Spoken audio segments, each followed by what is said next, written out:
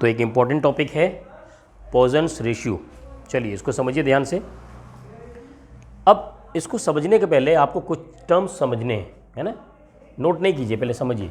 मान लीजिए यहाँ पर छत से एक रॉड इस तरीके से यहाँ पर है, लगी हुई है, और इस रॉड का जो लेंथ है वो है स्मॉल l। हमने क्या किया, नीचे के डायरेक्शन में एक फोर्स लगाया। क्या कर दिया भाई, नीचे के डायरेक्शन में एक फोर्स लगाया, इसको स्ट्रेच किया। तो जब इसको स्ट्रेच करेंगे तो ये इसकी लेंथ इंक्रीज हो जाएगी। मान लीजिए इसकी लेंथ इंक्रीज हो जाती है, और कितनी हो जाती है, डेल्टा एल टर्म्स इंक्रीज हो जाती है। तो जब मान लीजिए ये रोड है, हम जब इसको लेंथ को इंक्रीज करेंगे तो इसका डायमीटर पे क्या इफेक्ट आएगा, डिक्रीज हो जाएगा। आप कोई देखिए ना, आप च्युइंगम लीजिए, च्युइंगम को खींच दीजिए, लंबा हो जाता है तो क्या होता है, पतला हो जाता है ना। तो इसका मतलब डायमीटर इसका डिक्रीज हो जाएगा। तो नेक्स्ट शेप क्या इसका आएगा, नेक्स्ट शेप इसका आ जाएगा, मान लीजिए मैं इस सरफेस को ऐसे रख देता हूँ, या ऐसे करके रख दीजिए, ये यहाँ तक पहुँचा, ये यहाँ तक पहुँचा। अब देखिएगा, ये जो लेंथ इंक्रीज हुआ वो होगा डेल्टा एल। ये तो लेंथ की बात हुई। पहले एरिया कितना था, ये डी था, और चेंज जो होगा, चेंज की बात मैं करूंगा, वो क्या होगा, चेंज इन डायमीटर, वो हो जाएगा डेल्टा डी। क्लियर। मैंने यहां पर, मैं इसलिए नहीं दिखा पा रहा हूं कि मैंने डायग्राम ऐसा बना दिया कि इधर भी डायमीटर थोड़ा कम हुआ, इधर भी कम हुआ, तो मैं शो करने में मुझे दिक्कत हो रही। कभी कभी एक फिगर में क्या करते हैं, एक ही साइड कम कर देते हैं तो दिखा देते हैं वहाँ पर। अब जब चेंज दो डायमेंशन में हो रहा है, लेंथ में भी और डायमीटर में भी, तो जाहिर सी बात है स्ट्रेन भी दो तरीके होंगे।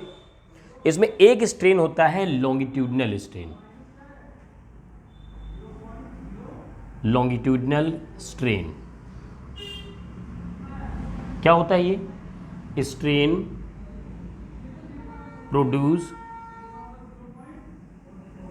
in the direction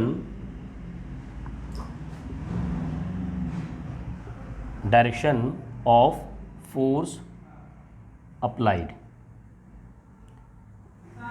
जिस डायरेक्शन में फोर्स अप्लाई किया जाता है उस डायरेक्शन में जो चेंज होता है उसे लॉन्गिट्यूडनल स्ट्रेन कहते हैं। और ये क्या होता है भाई, ये होता है डेल्टा एल अपॉन एल। तो लॉन्गिट्यूडनल स्ट्रेन के अभी तक हम लोग पढ़ रहे थे, उस स्ट्रेन को आज हमने नाम दे दिया। वो क्या था, डेल्टा एल अपॉन एल, उसे कहते हैं लॉन्गिट्यूडनल स्ट्रेन। Longitudinal strain. अगला स्ट्रेन है वो है, कहलाता है lateral strain.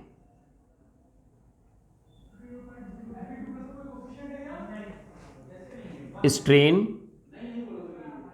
Produce in the direction of perpendicular, in the direction perpendicular of force applied। इसकी वैल्यू कितनी होगी, ये हो जाएगा delta D upon D, change diameter upon original diameter. लेकिन यहां लेंथ इंक्रीज हो रहा था और यहां डायमीटर डिक्रीज हो रहा है, इसलिए यहां पर क्या होगा, नेगेटिव साइन के साथ आता है। क्या होता है फिर, नेगेटिव साइन के साथ। अब यहीं से टर्म आता है पॉइजन रेशियो। तो पॉइजन रेशियो क्या लिखेंगे हम, with in the elastic limit, condition पहले लग गई, the ratio of lateral strain to longitudinal strain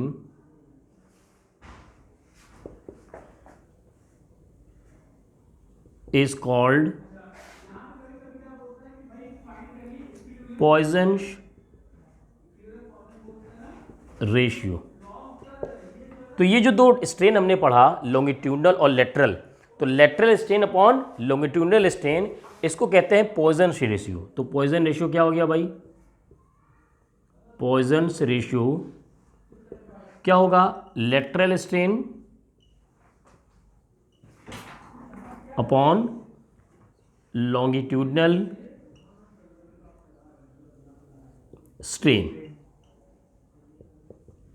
value क्या होती है लेटरल की, लेटरल की होती है minus delta D upon D, और इसकी क्या वैल्यू होती है, delta L upon L.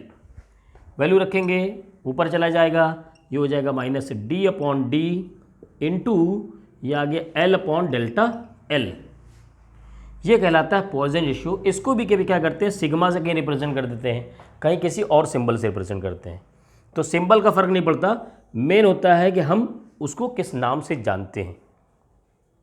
Poisson ratio समझ में आ गया, lateral strain upon longitudinal strain.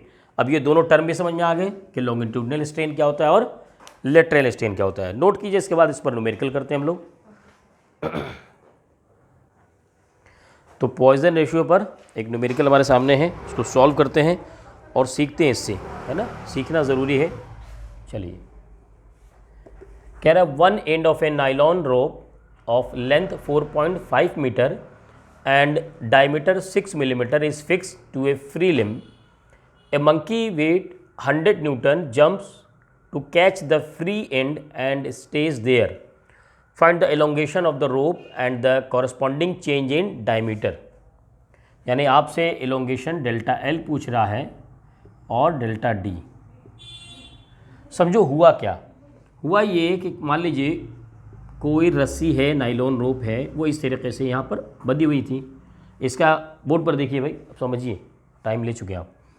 इसका लेंथ एल है, डायमीटर डी है। कोई मंकी आकर के यहाँ पर इससे लटक गया, तो जाहिर से बात है इसका लेंथ बढ़ जाएगा। यहाँ तक लेंथ कितना बढ़ा, वो बढ़ गया डेल्टा एल, और चेंज कितना, डायमीटर कितना हुआ, अगर मैं निकालूँ यहाँ से तो डेल्टा डी। ठीक है, और क्या गिवन है, कह रहा है कि इसकी लेंथ ऑलरेडी जो है ओरिजिनल वो है 4.5 मीटर और डायमीटर 6 मिलीमीटर। तो डायमीटर जो है वो d is equal to 6 millimetre, यानी 0.006 मीटर। मैं r इससे फाइंड कर सकता हूँ 0.003 मीटर। और मंकी का वेट, भाई जो मंकी यहाँ से लटका उसका वेट ही तो फोर्स बन जाएगा जिसने इसको स्ट्रेच किया, यानी फोर्स हो गया यहाँ पर 100 न्यूटन। देखिए वेट उसने सीधे न्यूटन में दिया है, आप कोशिश किया करो कि यूनिट से पहचानो, वो ज़्यादा पता चलेगा। 100 newton jumps to catch the free end and stage there, find the elongation of the rope and corresponding. Y Young's modulus given है, पॉइजन रेशियो गिवन है। तो देखो डेल्टा एल अगर आपको पता करना है तो क्या करना चाहिए, हमारे पास y is equal to F by A L upon delta L का फॉर्मूला है। इसको इधर लेके जाइए और लिखा करो फॉर्मूला। आप जितनी बार फॉर्मूला लिखेंगे वो इतनी जल्दी याद होगा, प्रैक्टिस होगा। पेन चलने पर आपको सोचना नहीं पड़ेगा, वरना एग्जाम में सोचना पड़ेगा।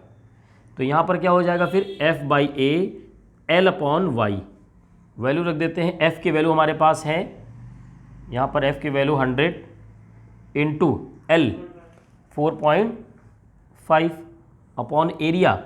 एरिया क्या होगा भाई, पाई आर स्क्वायर। ठीक है, तो पाई मतलब 3.14, आर की वैल्यू ये रहा 0.003 का square into Y. Y given है 4.8 इंटू 10⁻11। सॉल्व करेंगे, इससे आंसर आसानी से आ जाएगा, कोई दिक्कत नहीं होने वाली आपको।